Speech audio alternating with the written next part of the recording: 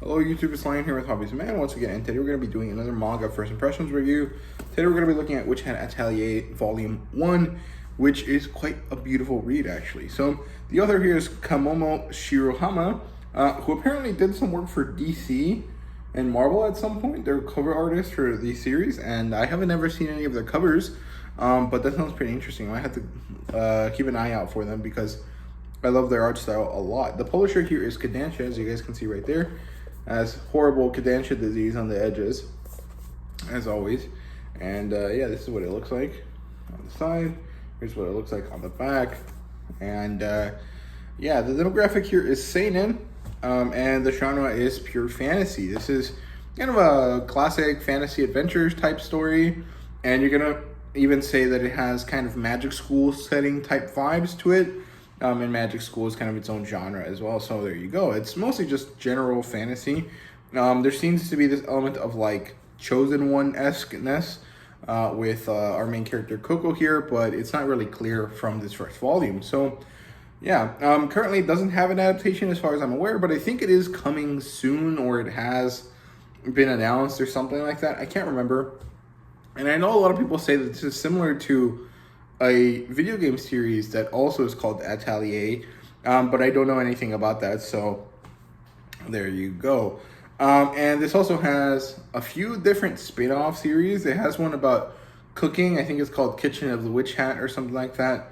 And there's another one, but I can't remember what it's called, but I saw it yesterday on Book Depository. And yeah, so the premise here is basically that there's this girl, her name is Coco, and she's the daughter of a seamstress, and she works with her mother, and she lives in this kind of out of nowhere village, like in just this village in the boonies, and she is like very infatuated with the idea of magic, with this power that she knows exists, that she's seen before, but that she has no clue how to access, right? But she's just really excited about it. And one day some people show up, they're riding a carriage, and they stop at this little village, kind of like sightseeing, and they end up in Coco's little storefront, and they start buying stuff that her mom has made, and then she gets to see magic done because these women's carriage, magical carriage, broke down, and this witch hat guy shows up, and he's like, "Hey, I'll help you guys. I can fix it. I'm a wizard." Or a witch. I can't remember what the proper terminology is, but he does magic. And so Coco, against his orders, goes and sees what he's doing, and then she realizes that she can do it too, and she fucks up the magic and basically ends up turning her mom into stone, and now she has to deal with this situation. And so she is going to be taken in by this wizard guy, this guy back here. And she is going to train in magic in order to learn enough to be able to save her mother. So you can see this is kind of like the chosen one, and this first arc here is like the call to action, the reason why she has to leave home, and so that's kind of like the classical monomyth style, situation.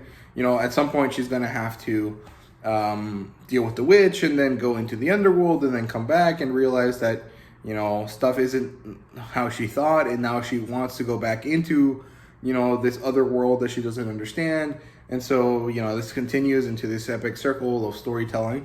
But so far, we kind of get the first little bit of the story here with Coco having access to a power, having this kind of extra thing that happened to her, which is this old wizard person gave her this book, and then she would read this book, and she didn't know how to use the magic, and then she saw how to use it, and so that's what caused her to turn her mom into stone, and now she has to go off into magic school in order to learn how to save her mother. And that's basically all there is to that in this first volume. You get to meet a few of Coco's colleagues and stuff like that, all of the kids that are going to learn magic with her, and we get to open the story quite a bit, and I'm very excited to see where it goes, and I love the story so much.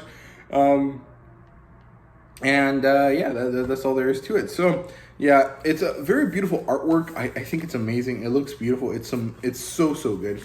It's kind of similar, in my opinion, to the art style in what's it called, Drifting Dragons, but also not, if that makes sense. I don't know. It's just like very well done, very detailed. and it has this very beautiful kind of like Ghibli flair to it, I guess, is what you can call it. I don't know how to explain it. It just has this very flowing, kind of beautiful, Pinterest, like postcard-esque feel to it, and I like it so much. It looks so great. I really enjoyed reading this book. It was just such a great time, just because I could sit down and look at the artwork for so long, and it's so pretty, and the story is actually really good. It kind of has very classic Harry Potter-esque type of feel to it, but it is also its own thing. So there you go. That is Witch Hat Atelier Volume 1. It is very good, very enjoyable. I definitely recommend everyone check it out because it is very nice. So there you go. That's it for that. I hope you guys enjoyed the video. If you did, please leave a like, subscribe, and comment down below. Let me know what you thought. And thank you guys very much for watching. I hope you guys enjoyed. See you guys later.